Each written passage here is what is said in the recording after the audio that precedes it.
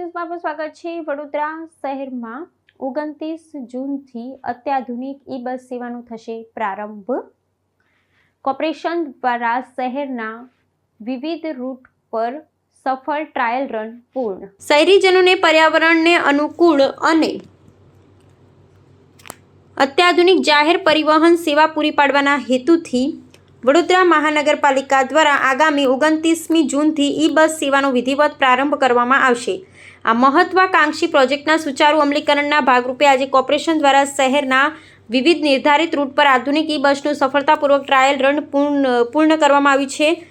Green મોબિલિટીને પ્રોત્સાહન આપતી આ નવીન સેવાથી સ્માર્ટ સિટી વડોદરાની પબ્લિક ટ્રાન્સપોર્ટ સિસ્ટમને એક નવી જ દિશા મળશે। આ પ્રોજેક્ટના ઇન્ફ્રાસ્ટ્રક્ચર વિશે માહિતી આપતા તંત્રએ જણાવ્યું છે કે ઈ-બસના સંચાલન માટે ગોત્રી વિસ્તારમાં એક અદ્યતન ડેપો તૈયાર કરવામાં આવ્યા છે। આ ડેપોમાં 50 ઈ-બસોના પાર્કિંગની ક્ષમતા છે, જ્યારે એકસાથે 13 બસોને ચાર્જ કરી શકાય તેવા હાઈટેક ચાર્જિંગ સ્ટેશનો પણ પ્રસ્થાપિત કરવામાં આવ્યા છે।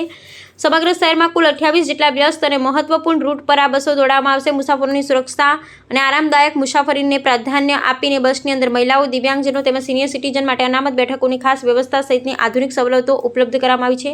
આ ઇકો ફ્રેન્ડલી પરિવહન સેવાનો લાભ મધ્યમ અને સામાન્ય વર્ગના નાગરિકો પણ સરળતાથી લઈ શકે તે માટે ટિકિટના દરો અત્યંત વ્યાજબી રાખવામાં આવ્યા છે, જે ન્યૂનતમ ₹5 થી લઈ મહત્તમ ₹30 સુધીનો રહેશે। ડીઝલ બસોના વિકલ્પ રૂપે ઈ-બસ સેવા શરૂ થવાથી શહેરમાં વાયુ અને ધ્વનિના પ્રદૂષણમાં નોંધપાત્ર ઘટાડો જોવા મળશે।